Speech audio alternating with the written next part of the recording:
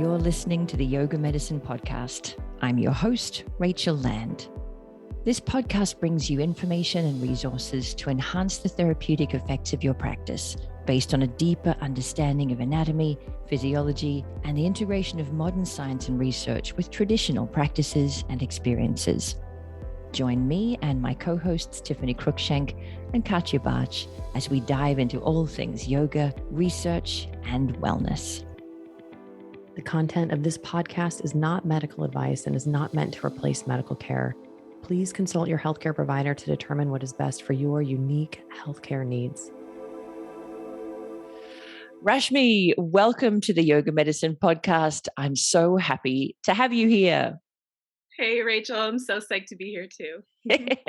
I thought we might get started first by talking about your professional background, your medical background, and the way that you used your studies to blend Eastern and Western. Yeah, that's a wonderful question and a great place to start. Yeah. So my specialty within medicine is preventive medicine, but I had a very circuitous path of getting there. So probably my journey with and curiosity about health and healthcare started as a kid. I had an autoimmune disorder as a child, and somewhere along the way, my mom decided to start going to an Ayurvedic physician to start helping with it. And so when I was about probably like 11 or 12 is when we started seeing the Ayurvedic doctor about it, which really kind of opened my eyes to these different ways of sort of meeting ourselves and treating our bodies. I remember the first time I went to go see her, and she did the pulse diagnosis, and she was like, "Oh, is this happening and this happening, this happening?" I'm like, "How did you know? I didn't even tell you anything." But it was a lovely learning of how much just adjusting simple things in lifestyle and sleep and what I was eating and different things like that. And of course, there were some other treatments as well that I was doing, but how much that could make a difference. And actually, it went into remission by the time I went to college, and I didn't really have any problems with it till my pregnancy. So it was really like this lovely kind of introduction to complementary medicine, and of course, it being rooted in my family's culture also added that curiosity within me. So, my parents immigrated to the U.S. from Kerala, which is in the southwest coast of India. Have you traveled there? Did you? I haven't. The closest I've ever been is Sri Lanka, which I know is not that close, but that's as close as I've gotten so far to India. Well, you'll have to go to Kerala next time. I'll tell you all the good places to go. Thank you. Meanwhile, so they immigrated to the U.S. from Kerala to this small town that I'm living in right now in upstate New York. Wow. And so, where we are still one of the handful of only brown and black families in the community still over the decades. Culture shock. I bet that was fairly traumatizing for them. Well, they were curious and explored a lot. My dad was really enthusiastic. So Ayurveda and was this other connection to my culture and some of the indigenous wisdom. So I kind of went into college knowing that I wanted to go into medicine, but also knowing that I had this other interest. So I kind of created a path in my undergraduate, basically so that I could go to India my senior year to Kerala and study Ayurveda. So I took classes, everything I needed to take for medicine, but then um, stuff in public health and community medicine, anthropology, medical anthropology, of course, all the South Asian studies, South Asian religions kind of courses as well, and kind of crafted this way for me to go. So my senior year, I spent 6 months in Kerala with family and had this sort of deep dive into a lot of the traditional healing practices that are there. My father's great uncle was a famous Vaidyan in Kerala, and I was able to spend some time with him, which was really beautiful. I really wanted to make sure that I was able to spend time with him because I think by that time he was already in his 80s. So it was Mm. lovely to be able to learn, some of the basics of philosophy, but also my thesis at that time was on the doctor-patient relationship in Ayurvedic medicine compared to Western medicine. Oh, fascinating. And so there was, of course, so much wisdom that he shared around that, around, um, he was really about how physicians, that Ayurveda is a preventive medicine, but by even saying the word prevention, it's like already uh, Plants the calling upon seed. illness, Yeah. or plants the seed, or makes it seem like there's something wrong with Mhm. getting ill. Also, getting ill, things are going to happen in life. So, what can we as healers and physicians be? So he would say, well, we're positive, like positive health promoters was his his whole thing, and his he was unique at that time as a practitioner because everything was starting to westernize and modernize and still is in India around Ayurveda as well. But he really called for students to kind of go back to basics. And Mm. he was all about the lifestyle and simple changes in food and diet and physical activity and all of those kinds of things was really, all of his treatment was really rooted in that. And so I learned a lot from him, not only in that way, but how that healing relationship um, can be this partnership versus something authoritarian, Mm. where you're really kind of co-creating the situation for nourishment and health to thrive. So it was really uh, um, informative and informative time for me that really shaped how I felt like I wanted to be as a healer. And it was also a time that I got to explore a lot of different things. So that was my beginnings of really a more formal study of yoga philosophy and yoga asana and pranayam, but Mm. also the time when I started more formal training in mantra meditation, as well as different energy healing things, pranic healing, Reiki, all those things I started to dip my feet into. And of course, my eyes were like, oh, there's so much to learn. How am I going to know all of this and all of medicine? So then I went into med school being like so very idealistic, like change medicine, integrative medicine is like the Mm. way to go. And but along the way you realize, oh, like you really need the support of institutions and structures to kind of make that happen. um, so it was tough for me in med school because I really felt this pull to all these other things. Luckily I became friends with a lot of the healers in our community. I went to school at the University of Rochester, and so I made friends with people in the community and would learn things here and there, and people who helped to keep me grounded when I was stressed out and like, what am I doing? And I guess Um, maybe just remind you that you don't have to do everything single-handedly, that you could be part of a community.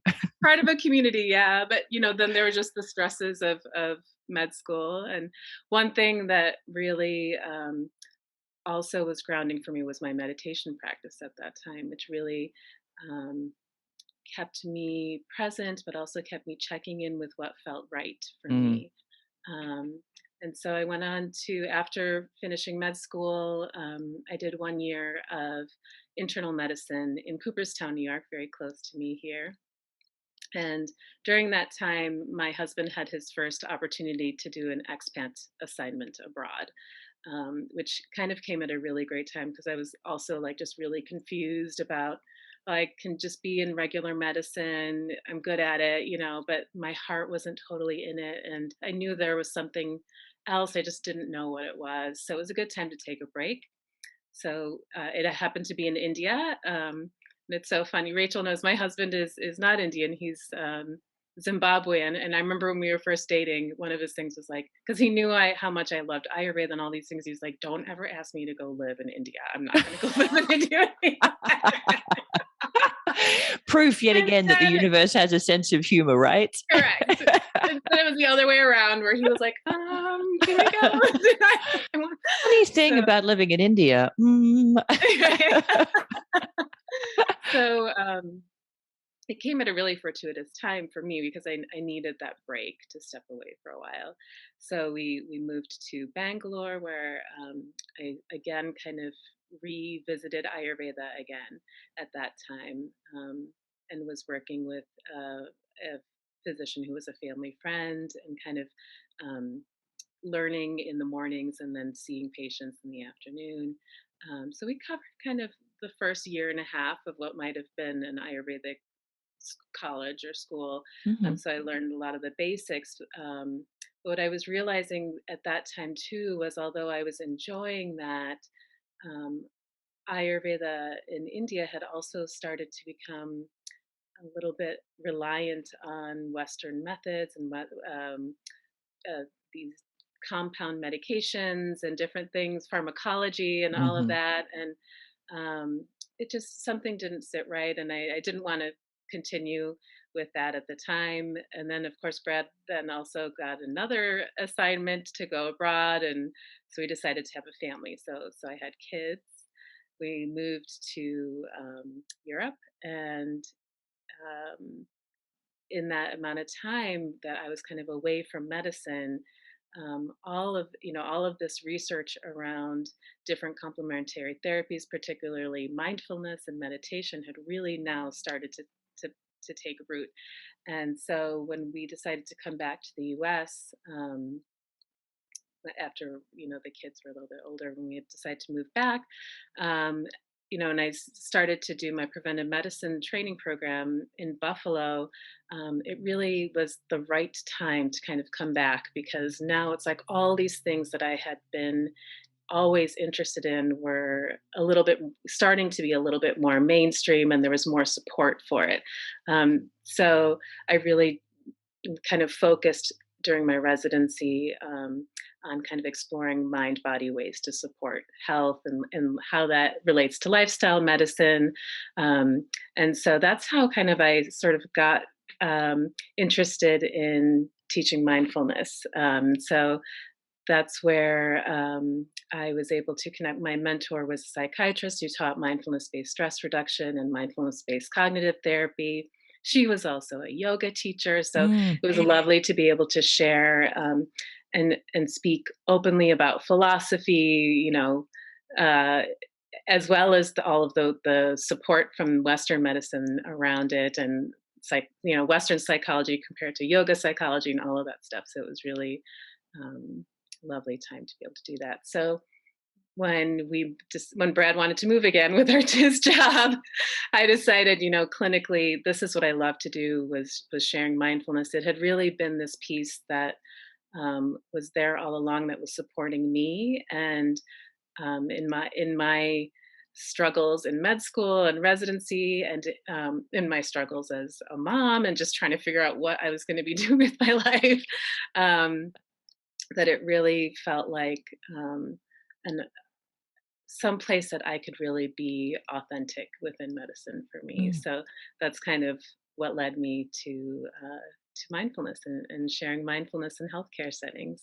And oh, sorry. No, I was just going to say that there's lots of aspects of that story that I hadn't heard before, which fascinated me. But the one that really sticks is that sense of patience, of not trying to make things happen when things weren't happening, but just being patient. And I've found this often in my own life, that if I'm really listening and paying attention to the direction I'm being pulled, and I wait, often things do kind of fall into place. Whereas if I'm trying to force it too soon when I'm still feeling confused or conflicted, they don't often work. And it just struck me that you had a similar theme, that when Yeah, you, you that's you really beautiful. knew what was drawing you and what was important, it all came together when it was supposed to.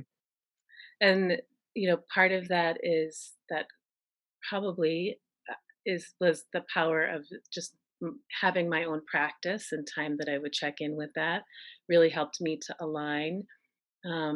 Is that listening, but also very much so the trusting. I think that the trusting in, maybe not always like that, there was some plan out for me, but Mm. more like that trusting that, I can make a plan, and I can find a way, and like, it's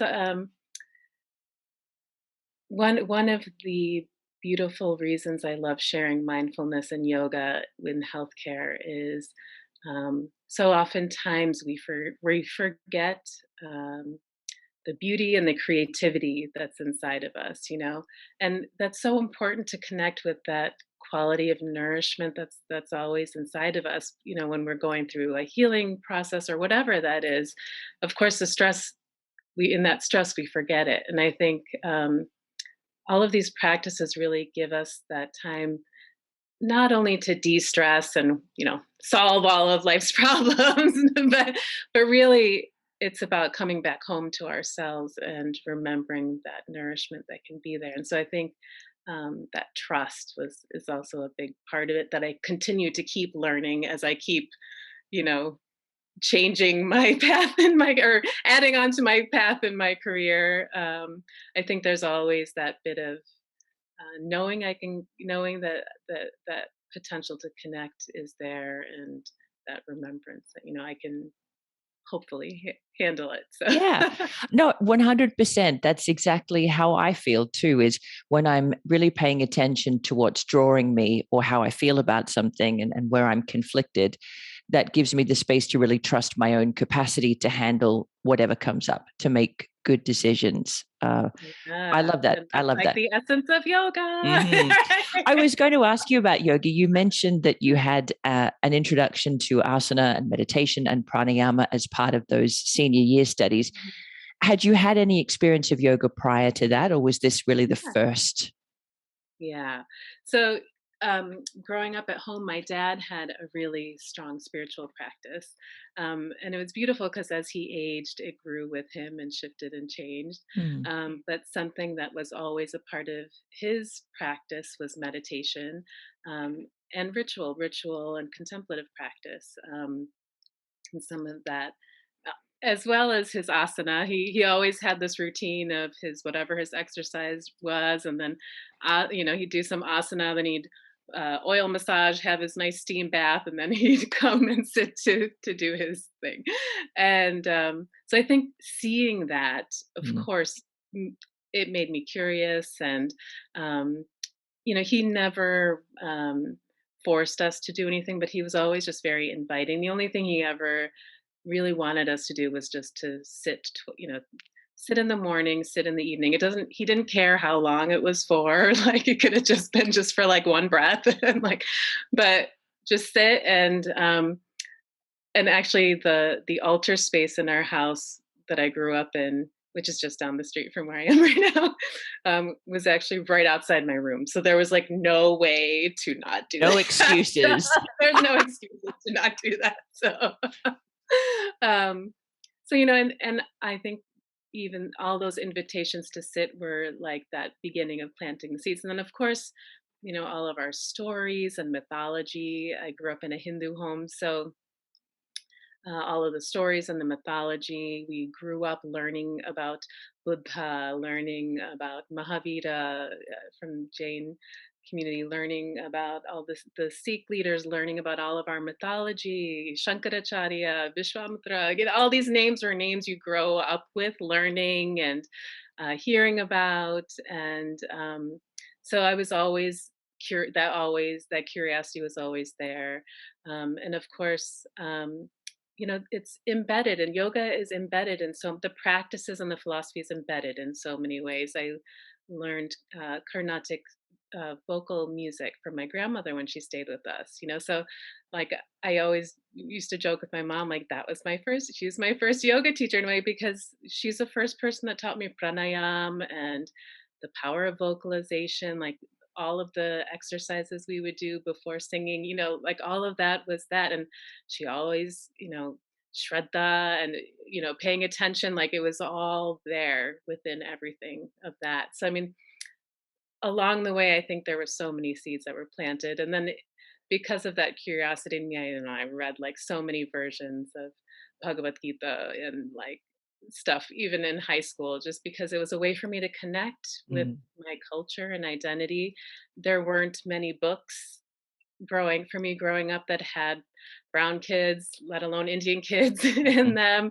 them. So I would just read whatever my dad had, which was usually like philosophical stuff that I didn't understand half of it, but like I'd get something from it, you know.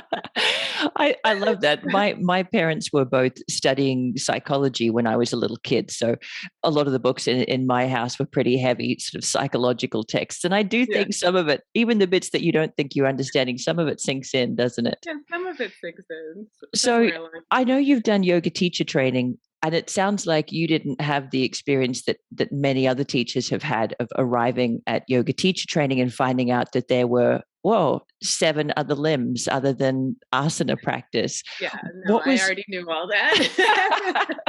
so what was your yoga teacher training like? How did that fit Yeah. into the really rich experience that it sounds like you had already? Yeah, that's a great question. Um, you know, at that time when I was in India in college, we did do a yoga. We had a yoga course, which technically now, after having done a YTT 200 hours, like, oh, like that probably was very similar, but you know, it didn't get counted as that. But um, by the time I did my YTT, I had already also done a lot of started the professional training path for teaching mindfulness, and I kind of had already known a lot about how contemplative philosophies in Buddhism and yoga were interrelated and all of that.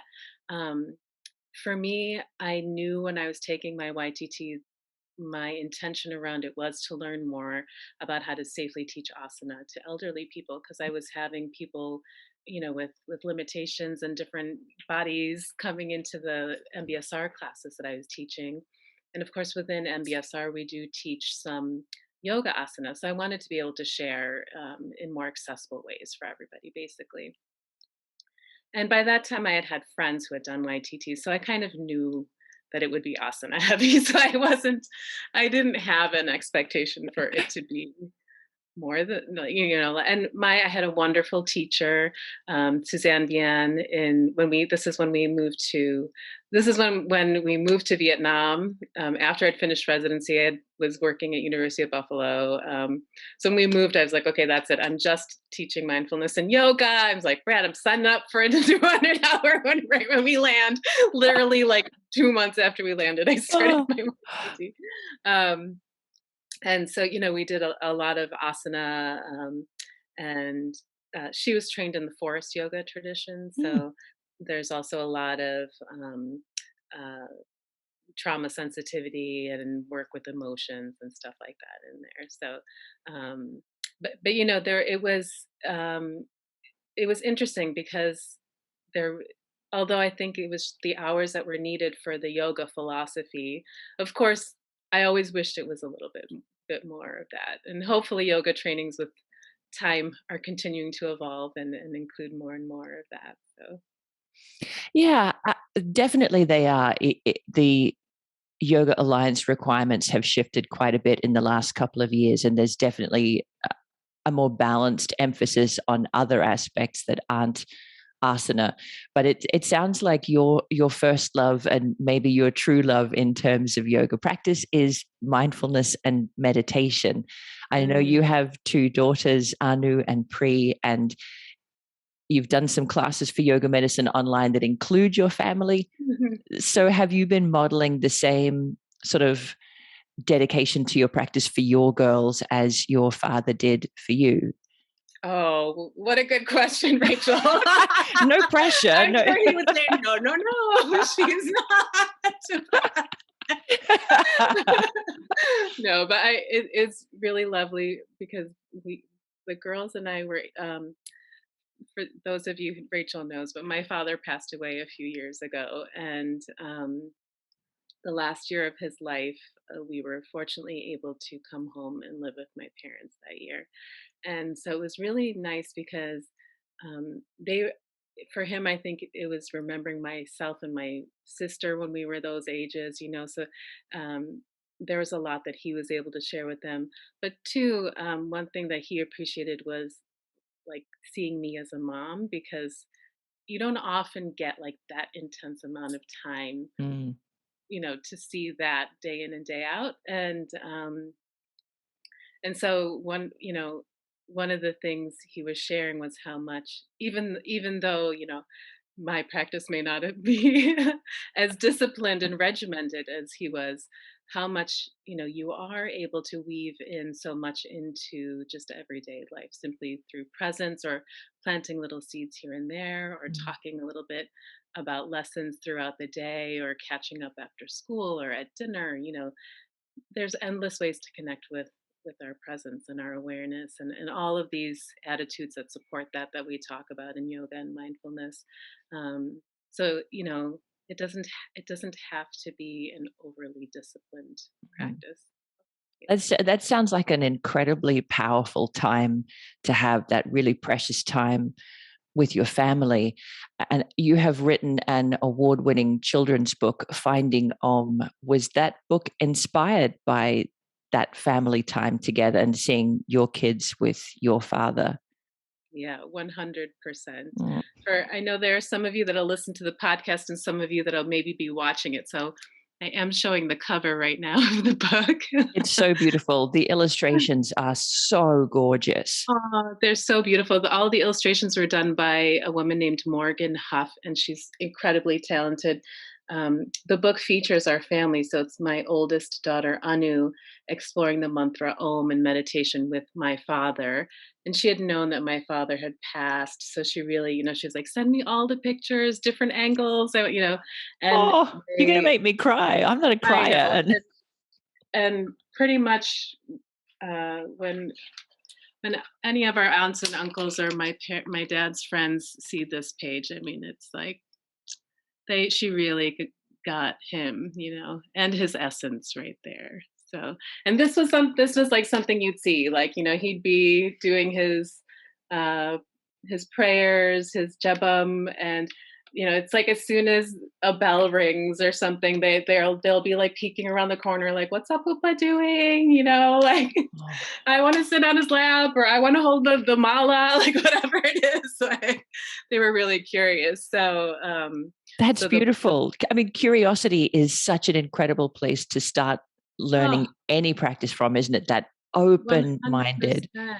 And that's really, with this book, so many kids' books that I was looking at around mindfulness or contemplative practice, it was always like, "Oh, so and so's unhappy today," or "So and so had a problem.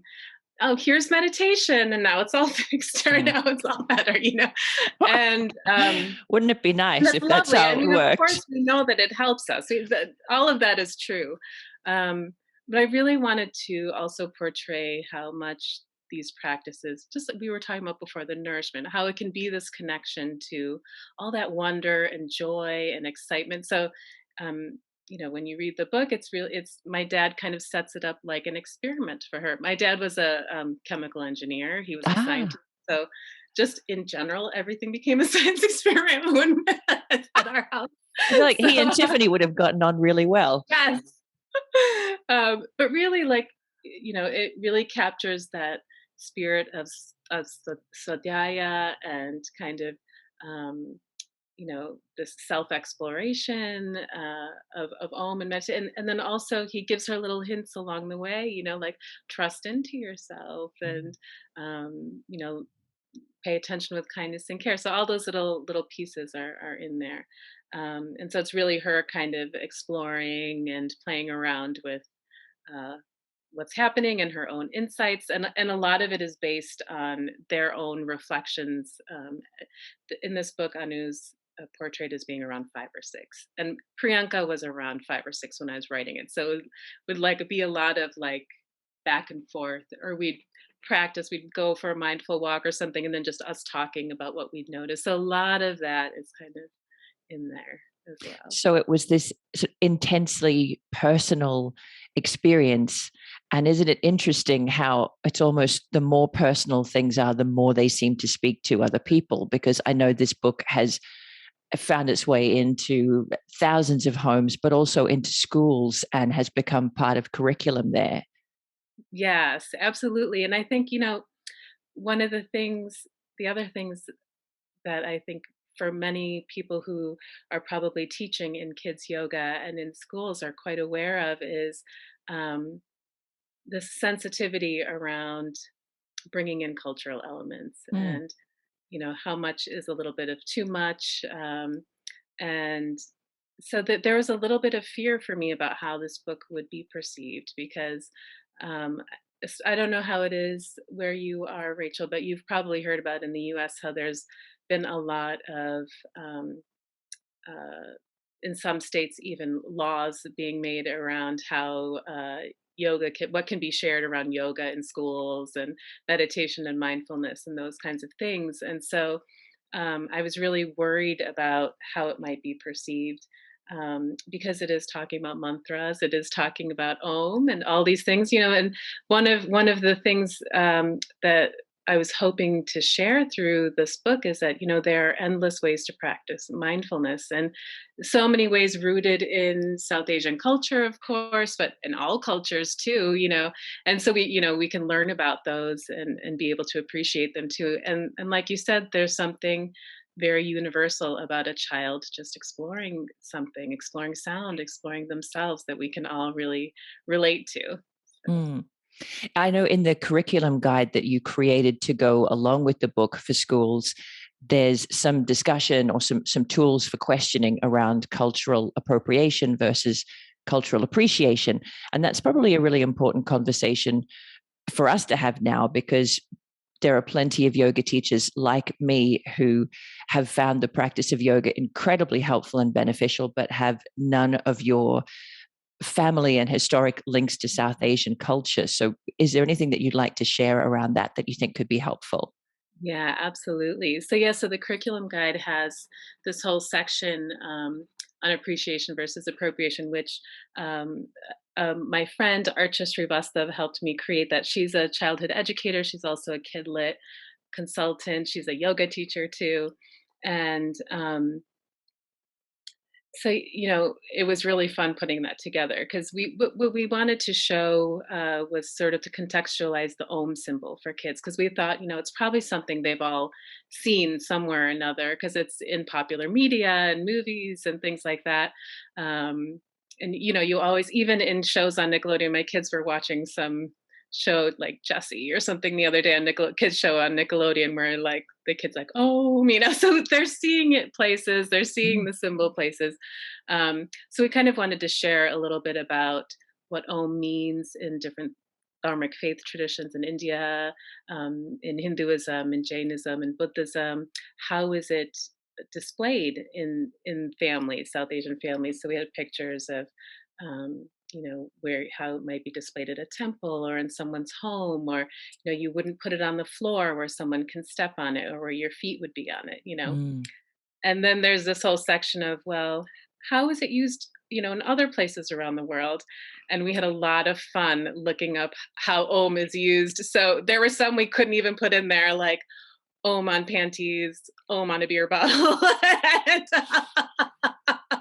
Yeah, I think it's a delicate balance, because I know part of what I try to do when I teach is to make the practice really approachable for people who are scared of Sanskrit words and symbols that they don't understand and deities that they haven't heard of. And yet, if that's stripped away, how much of the essence of the practice do we lose? So Well, it's essence of the practice, and well, something that I think about too is just in terms of appreciation of other cultures, or understanding, because everything that you mentioned are things which are often misunderstood, or um, looked down upon, frowned down upon, or yeah. So I think learning more about it, of course, helps us to contextualize all of them, understand where it fits together, maybe see how things in your own culture,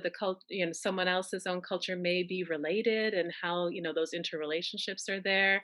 So for kids, who are learning yoga and mindfulness in schools, to think about, oh, like there might be other Hindu families in our community, or aunties and uncles that are doing the same thing like me. Isn't that interesting? And so kind of those bridges that can be made around the ways we all have, perhaps, ways that we bring mindfulness into our lives. And um, spiritual traditions that our families have that are these opportunities to connect with our presence and our awareness, and how can we appreciate all those interconnections, and Mm. yeah. And how can we help our students understand the breadth of the practice and the depth of the Correct. practice, even if there are aspects that don't draw them as much as maybe Yep. asana really speaks to you, and Hindu mythology doesn't. But that doesn't mean that you can't hear about it, learn a little bit about it. Can't hear about it, can't learn about it, appreciate it. Mm. Yeah, absolutely. And that's one of the things, with the book Finding Om. I had shared a story with you, Rachel, which I'll share with our listeners right now too. I was really nervous writing this book, even though it's like such a reflection of me and our family, because I have been teaching in more, you know, secular type settings, like in healthcare and different places, um, where, it's not always appropriate to bring in the cultural elements necessarily. Um, and sometimes it's even frowned down upon. So, I've heard of hospitals where, what yoga teachers come in and you aren't allowed to use Sanskrit words, or you're not allowed to, uh, whatever it is. And so there was a bit of a fear for me, how would people or potential patients perceive me as a healer, or someone that would potentially be working with them as I'm sharing more of my own spiritual practices and whatnot. So it was already a place of vulnerability for me. And when we were looking at the release of the book, my publisher, Mango and Marigold Press, has this wonderful um, offering where whenever they launch a book, they like to donate 1,000 copies to different schools or reading initiatives, and so people can buy sponsor copies for this donation. And so she thought, oh well, wouldn't it be great if we could donate to an organization that's already doing like yoga and mindfulness in schools? And so some of my friends who are already teaching in school had kind of warned me, like, there is that fear around, too much culture being included. So just tread carefully, as you're approaching. Don't be upset if people say no. And so, we were really then cautious about how we entered that conversation with people and who we were approaching. And then we did end up finding a group that we were supposed to going to be sending our donations to, and unfortunately that fell through because the board of the organization felt as though the book was too much because it was talking about mantra, it was talking about om, and I guess what the kick in the gut was that this group's branding and brand logo is an Om symbol. So, and for anyone that's read the book, we really made a lot of effort to make it inclusive and talk about what a mantra is and its relationships and all of that. Um, so that was really a tough space for me, a tough time. It was painful and hurtful.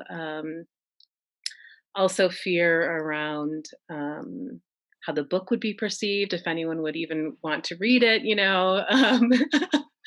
and so but fortunately it's been really received differently, and I think people also, there's that appreciation that we can hopefully, we can also learn about, like you were saying, we can learn about how the cultures where these practices came from uh, have integrated the practices, but we don't necessarily need to take from that and now do it ourselves too. Like there's all these different ways that we might already be integrating the teachings in this book, Mm. in our own ways. So yeah, so Sounds like a tough journey. And I'm sure that's not the only challenging experience that you've had as a South Asian woman in the US, especially married to a Black man. I'm sure you've had plenty of experiences along those lines, unfortunately. You mentioned how when you were a child, there weren't many books that portrayed people like you. How important was it for you to create a book that gave people who looked different to mainstream US a face, or somebody they could identify with that wasn't like the books that you were exposed to when you were a child? Yeah, absolutely. Like, it was funny because when one of the things that even started this idea of writing the book was that year when we were living at home with my parents, I had bought like all these kids books on yoga and mindfulness because I was just excited that there was books on yoga and mindfulness because I'd never seen anything like that before. And my dad was like looking through them. He's like, "Oh, like it's interesting. Like none of them have, you know, South Asian kids, Indian kids, brown kids. There's like, you know, nothing in them that's like tying back to South Asian culture. Like that's interesting." And so that was kind of, he was like, like you should write this, you should write something. And so that was kind of the first kind of, oh, like maybe could I write that? Maybe I could write that. I don't know. um, and as the ideas continued to grow for sharing this book. At first, when I approached my publisher, Mango Press, at that time they were Barred Babies. I was like, oh, in my mind I was like, oh, only Desi people are gonna like, South Asian people are gonna want to read this book. Like, I didn't even think that other people would want to read the book, first of all, and then she was sharing with me more and more about the statistics around kids book, and she's like, no, actually, um, yeah, there are very few kids books that feature children of color. I think I know that it's been updated now, but a couple of years ago, I think it was something like, I want to say like 50% of the kids had animals as main characters, and then Yeah, I was going to say, if I read books as a kid where I was identifying with a caterpillar, I'm sure I wouldn't have any trouble identifying with an Indian African kid. right, right. Surely. Well, and then it's like then the rest 30% was, I think, white children, and then that leftover 20 something 30% was children of color, right? So there not only is there isn't as much a representation, but she was saying how important it is, for all children, not only kids, Indian kids, or South Asian kids, or Hindu kids, or mixed kids, or Black kids, to be able to read this book and read books like this, but also that importance for all kids to be able to see other children, so that these books not only then become mirrors where we see ourselves. There's a beautiful quote by a scholar, Rudine Bishop Sims, or Sims Bishop, where she talks about this analogy of doors, windows and doors, how doors can be, or books can be these, um, windows into seeing another's experience. And so, sometimes you can see your reflection in that, so it becomes a reflection of your experience. And then even better, sometimes it can become that sliding door that you can just slide and walk into, and begin integrating and changing based on what you're learning through that. So that remembrance that not only is it important for kids of color and our kids to be able to see themselves in these kinds of books, but important for all kids to be able to see a variety and diversity of people in their stories. And two, in the book, it was really important for me to include that my kids are dual heritage, that they are Black and Indian, they're African and Indian. Because even within our own culture, there can be a lot of anti-Black sentiment, or different, ways of perceiving mixed kids, and not, so it was really important for me to include that within this book. I think there have been some really interesting conversations and changes happening in the last few years around inclusivity and representation and cultural appropriation and colonialism and, gosh, gender, pretty much everything. And there have been plenty of times where I think mainstream yoga teachers have the potential to feel uncomfortable. And I personally think that's a really helpful place, there are a lot of things from mindfulness and meditation that I think can help us sit with uncomfortable situations and questions about what we've contributed to the yoga world, for example. Now, you teach on the yoga medicine, yin, and meditation training. You helped create that curriculum. And I remember in the meditation and mindfulness section, you talked about there being three big aspects of being present on purpose with an attitude of non-attachment or non-judgment or trust. And I think those same three things could really apply to a lot of the cultural changes that are happening at the moment, reminding us of our capacity to sit with the discomfort on purpose, to listen rather than looking for quick solutions. And I think too, another big teaching within our traditions is that that sitting with the not being okay with not knowing something, and to open to the idea that there may be many things that you don't know, or that we may never know that, so it's kind of like opening up that space, and that spaciousness actually has so much potentiality within it, that potential for growth, potential for learning more about ourselves in that process, um, for appreciation, that trust in ourselves, appreciation in the other. There's so much within that space. Of not needing to rush to have a resolution, but Correct. being willing to sit with the space. And there's so much, I mean, I'm still learning how to be in this way, because I've really been teaching in medical settings and in healthcare in America. I've it was like learning a different language when I started training in MBSR, because I knew all of these concepts and words I grew up speaking Malayalam. So in our language, in Sanskrit, and in my mind, I had, you know, translations or things I've read, or how my parents may or teachers may have explained it to me. And then, when you're going through a teacher training too, it was like mapping all these concepts that I already knew into how this was being taught here now in this medical setting.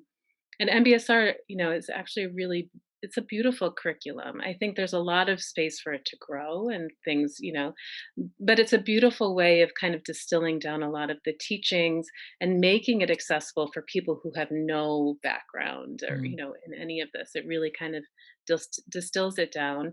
But it was kind of learning a new language of, okay, like, how do I explain Shraddha? Like, what's the right words for that? Or what's the, and there still is, I still, that's one where there isn't the exact word in English, I feel like. Um, but, like that. And so the way that I taught early on was very, Susanna Barkataki has a beautiful, I'm sure you've read her book, Embrace You. I think the word she uses in it is like sterilization. Mm. And that's although I'm this brown person that comes into the room and they know this and they know I've grown up with these things, I was still teaching in a very um, West clinical way, I would say. And over it's been teaching for over 10 years now. My teaching style has grown and has become, and is continuing to become, more authentic to me. And that's one of the things I love about this journey. We're all always learning, and I'm still, there's that word decolonialization that's being thrown around, that every time I teach, every time I teach, I am l- learning more about me, and learning more about the ways, noticing the ways that I've been shifting and allowing myself to soften and kind of, okay, let me try saying it in this way, because this is how I really want to say it. How does it land? And usually it works out fine, Yeah. but it's that, like, kind of trusting into yourself Mm. that's like a never ending thing. And so none of us have it totally right or totally wrong. We're all learning in this together. Um, and that's what I think is fun about it. I mean, all of these practices are evolving practices. Of course, there's the base that's so rich and has been going there, been taught throughout time, and that timelessness, oh, I hold it in the depths of my heart. But then it's always been shifting and changing too with the times and with people. So I think it's also a really exciting time as this awareness of now, like, uh, all the history and the depth and of both the yoga tradition, the Buddhist tradition, all indigenous traditions actually. And I think this conversation is really an exciting time for us to be able to co-create together. What would it mean to really um, do justice to all of these indigenous traditions from around the world, really, that we draw from? Mm. I think the word richness to me gives me the opposite of sterilization, the idea of the richness of soil, for example, compared to dirt, that there's myriad of different life forms and ways and chemical structures, and that diversity, I think, makes us all better, hopefully. Mm-hmm. Well, it kind of goes back to what you were saying about the book, right? Like Hmm. this this very diverse, unique family that we are right now, and yet coming down to just like being true to yourself and that story. Mm. There's something so universal that emerges from that, right? Yeah, So, I was thinking that as you were talking about how your own mindfulness and meditation teaching is growing, that it's almost as if the more unique and the more personal in the way that we try to communicate what matters to us, the more universally it lands, because we're using really true language as opposed to adding a layer of what would people think if, or how would it land better if. And if we just speak from our own unique personal experience from something that means something to us, it almost seems to bypass the brain and land somewhere else in people. in the heart. I couldn't say the heart. That's not my teaching style, but I somewhere else. know, Not Rachel. the brain. I Let's see say how the you need belly. to say it. It was this close. Maybe it lands in the gut. I don't know. So maybe to kind of draw it all together, given how we've sort of spoken around all of the benefits of being more present and more aware and being willing to sit with the unresolved or the uncomfortable, what tips would you give to somebody who's aiming to start a meditation practice, or for teachers who are new to offering that to students? What suggestions could you give? um, you know, there are formal practices and there are informal practices. And sometimes I think the easiest way in is just to start with some of those informal moments that are always there throughout our day. So it could be something as simple as taking a moment when you're waking up in the morning to kind of say hello to the body and check in with an intention for the day. Or when you're taking that shower, instead of bringing your morning meeting in with you, letting yourself, feel the water and enjoy the bath, right? So, and just notice how the body feels in those moments.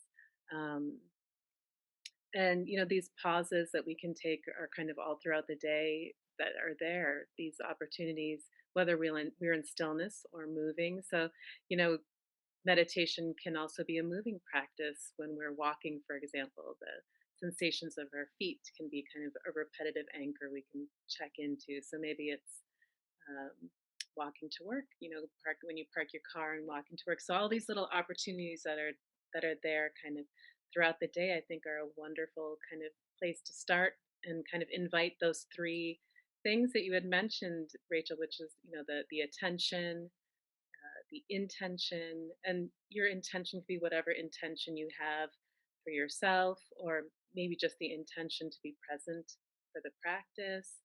So kind of being there purposefully, and then inviting all those attitudes that we know support us in paying attention with care, right? So I don't need to list all of them. We all know what helps us. the all the things we've been talking about, right? The patience, the trust, all that stuff, the heartful, the mindful qualities that can support us. Just being open to inviting those. So it's really just those three pieces. If we can bring them into a moment, into watching one breath, It's a great start right there.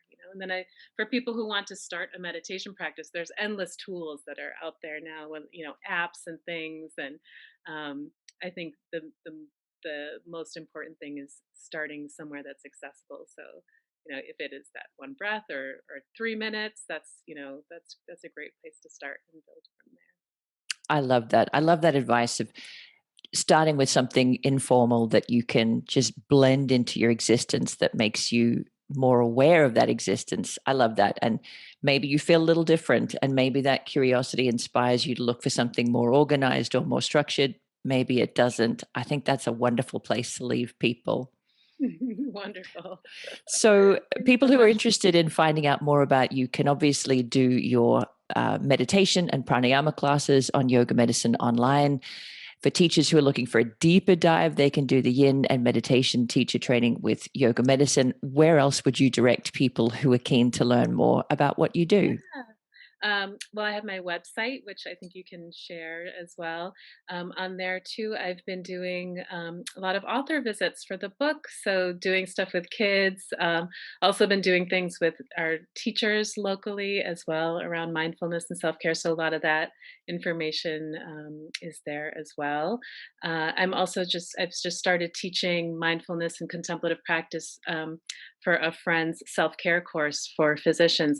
Her name is Dr. Siri Chand, and it's called Ayurvedic Foundations for Clinicians. And so it's a small group setting. It's a beautiful 12-week kind of self-care class where people get an intro to Ayurveda, and I get to spend an hour or so with everyone once a week doing mindfulness and yoga and meditation. So that's another place to find me. I'm trying to think what else. I think that's it for now. I'm probably forgetting something. And that sounds like a lot. It sounds like you're pretty busy, given that you also have a life and 2 kids and a husband and all the Yeah. things. That's fantastic. I can't think of a population at the moment who need a little bit of self-care more than people working in healthcare. So it's Yes, fantastic. absolutely. It's so fulfilling to be able to work with fellow physicians, especially now during COVID. There's so much stress and burnout across the board. So any opportunity that I can to work with that community, I always welcome.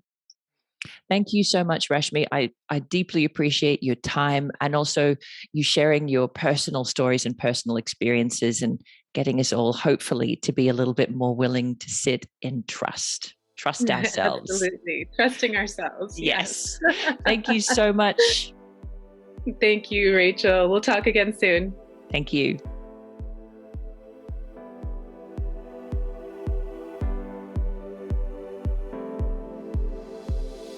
Thanks for listening to Yoga Medicine. If you liked the show, be sure to subscribe and leave a rating and review on Apple Podcasts or wherever you listen to podcasts. And if you got something out of this episode, please spread the word and share it with a friend. You can find more information, articles, trainings, and classes at yogamedicine.com. Check us out on social media as Yoga Medicine, or you can email us at info@yogamedicine.com. Thank you for being part of our Yoga Medicine community. The content of this podcast is not medical advice and is not meant to replace medical care. Please consult your healthcare provider to determine what is best for your unique healthcare needs.